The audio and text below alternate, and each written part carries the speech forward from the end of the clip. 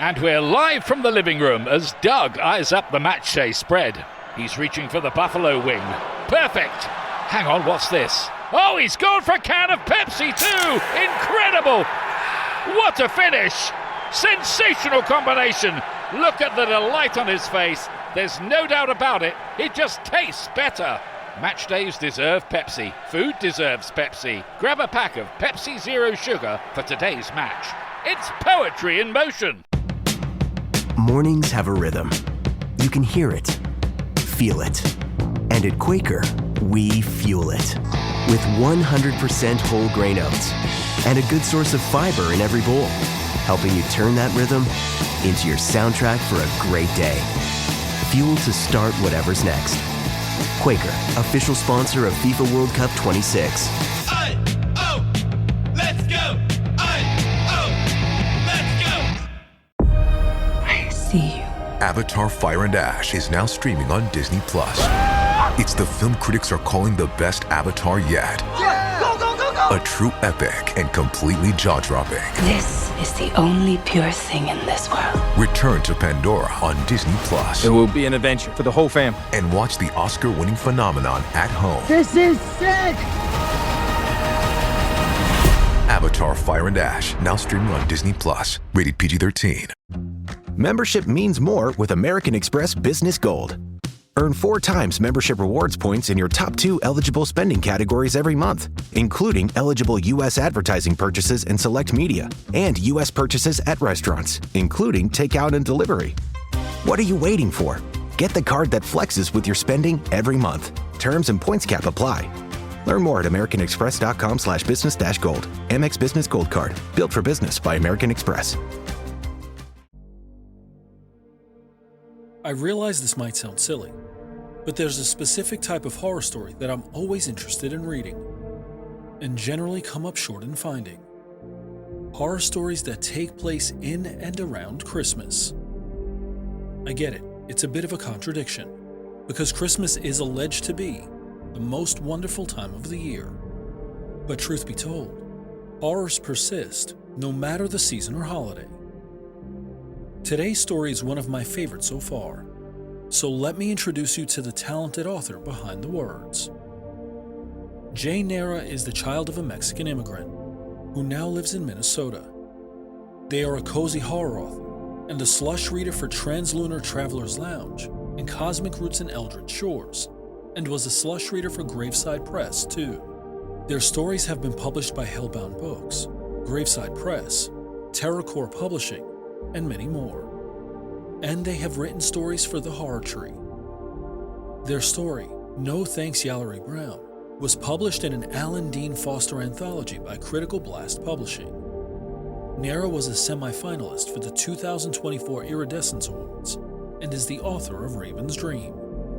Their upcoming cozy horror novel will be published by Dead Fox Publishing. Scarlett Stove is a terrific short horror story that I think you're gonna love, and I'm thrilled to narrate it for you. So sit back, turn down the lights, pull up the covers, turn up the volume, and pay close attention as I narrate Scarlett Stove. I'm Will, and you're listening to Midnight Horror Stories.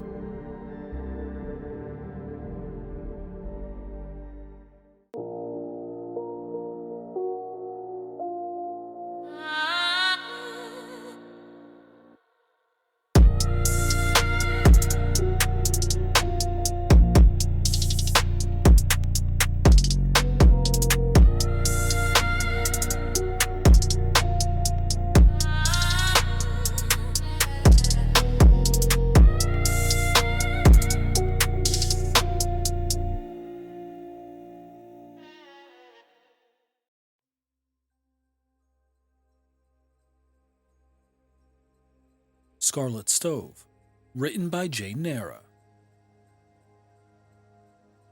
Scarlett shivered as she stepped out of her van. Gray clouds coated the sky, and flakes of snow peppered her hair and drifted towards the ground. Gripping her toolkit, she traipsed to the door of the restaurant. Christmas music blared from down the street, and colorful lights flashed and pulsed.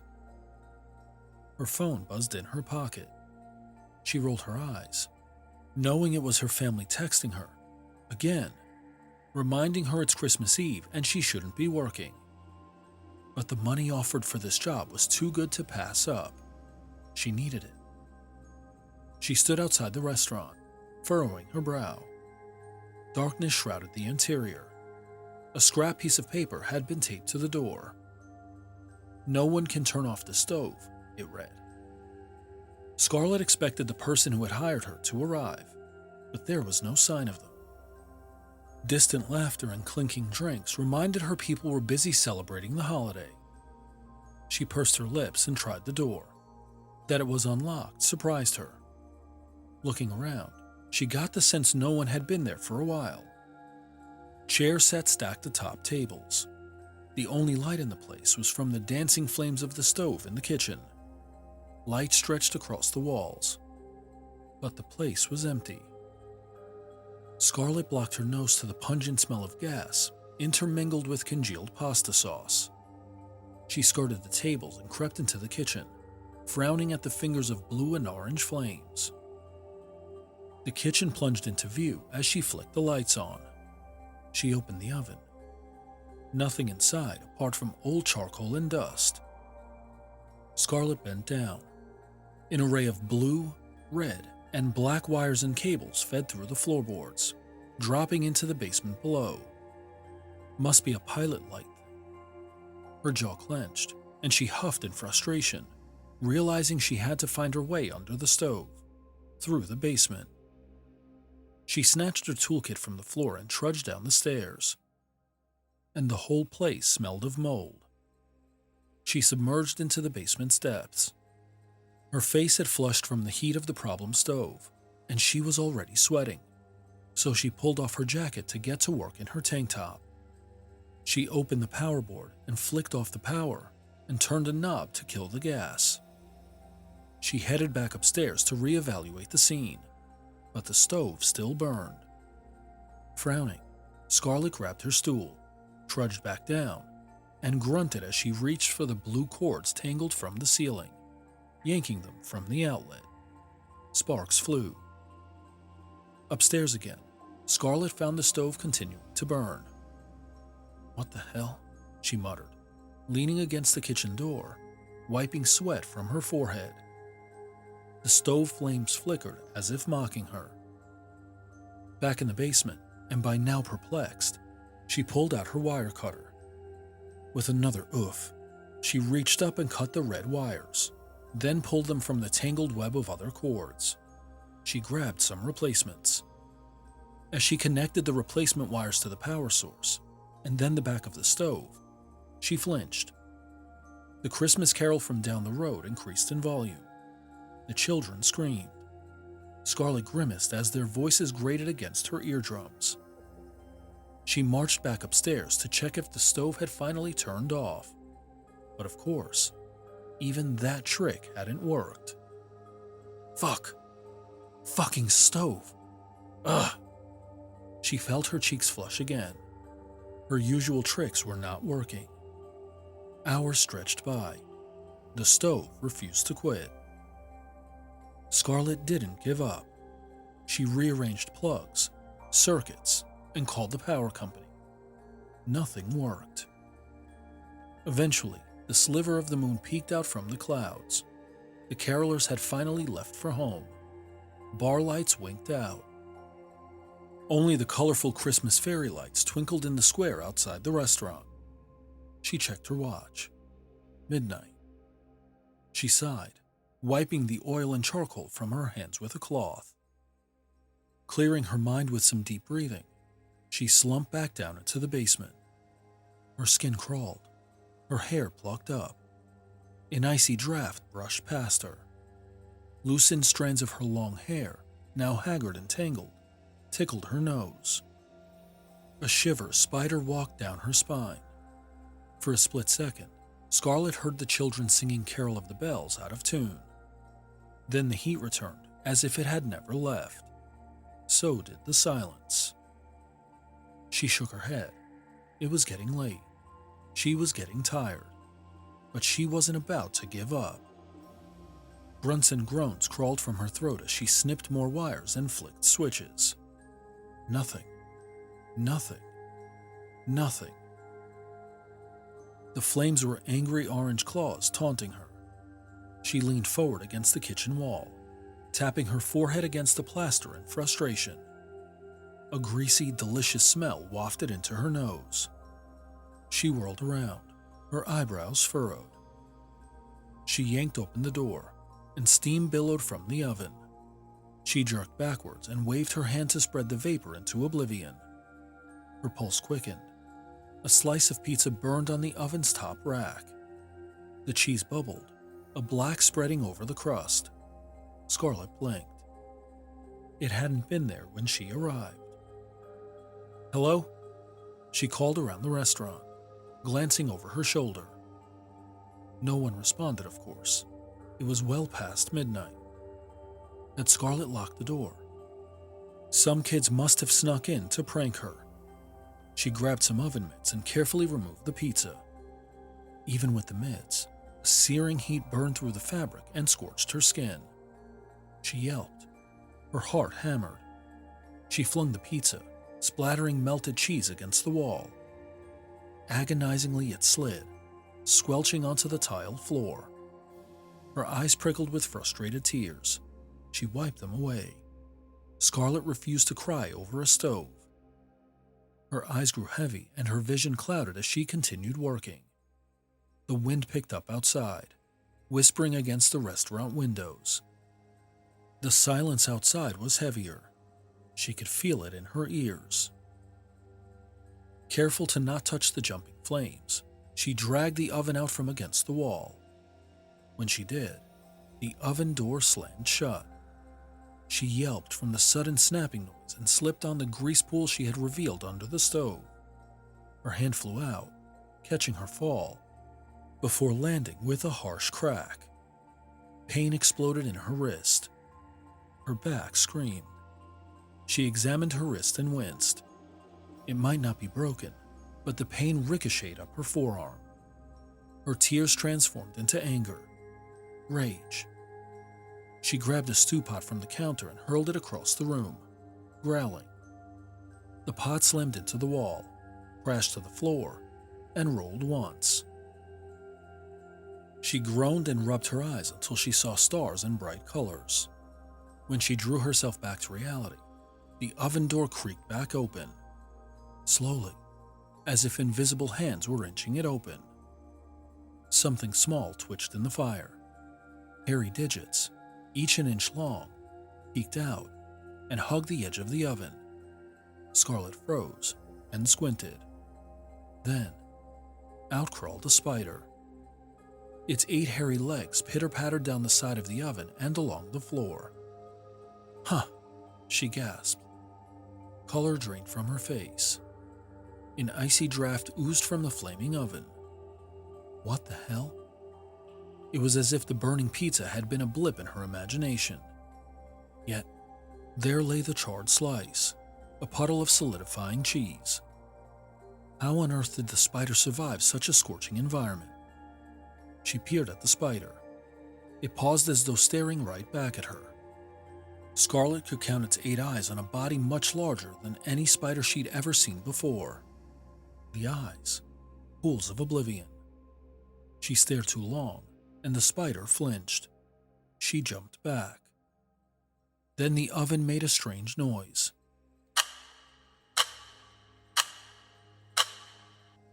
It came from the inside, no louder than a clock. The spider twitched with every tick. Scarlett scrambled to her feet, her heart thundering and her mouth agape.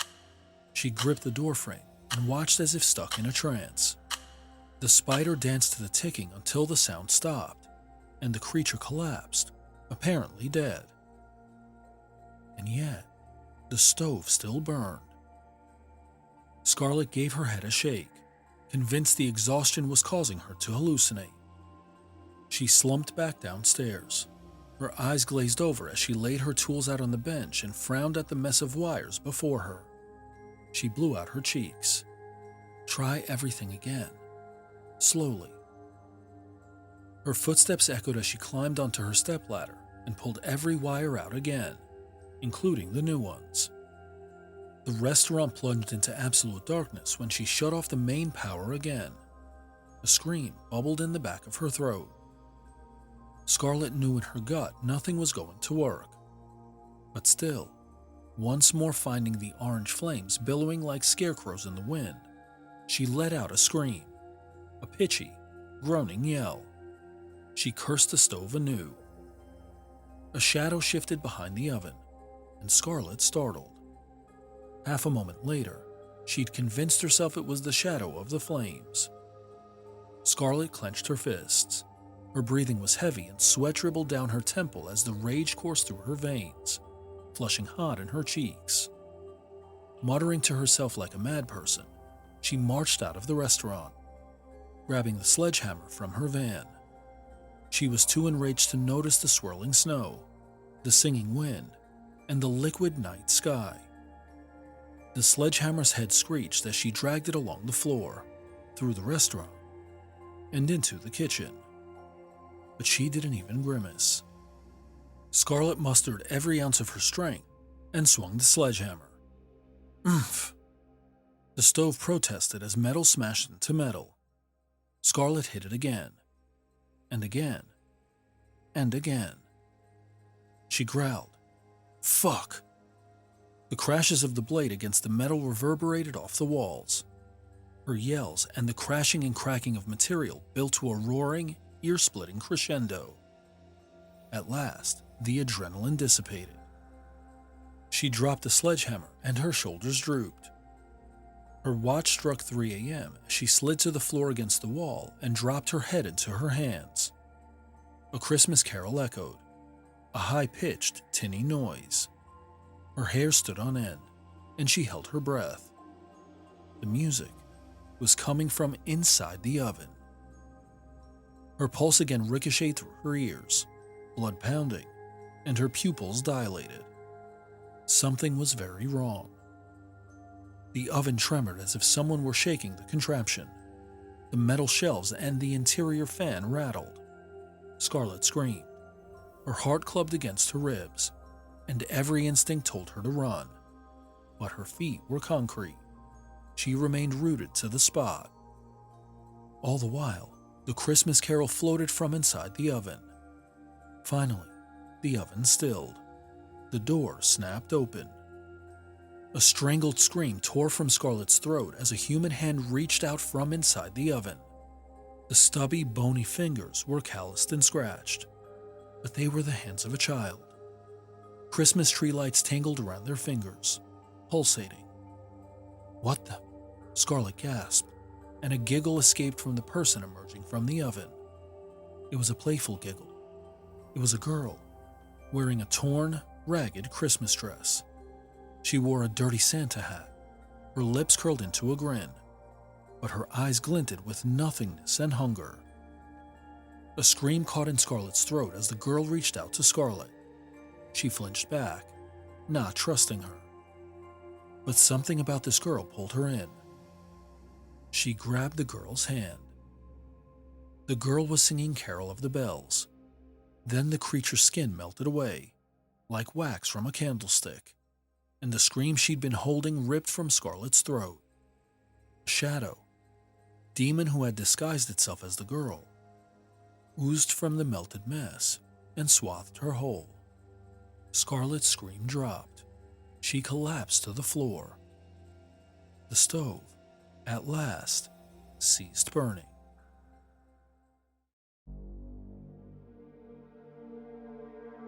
What did you think of Scarlett's Stove?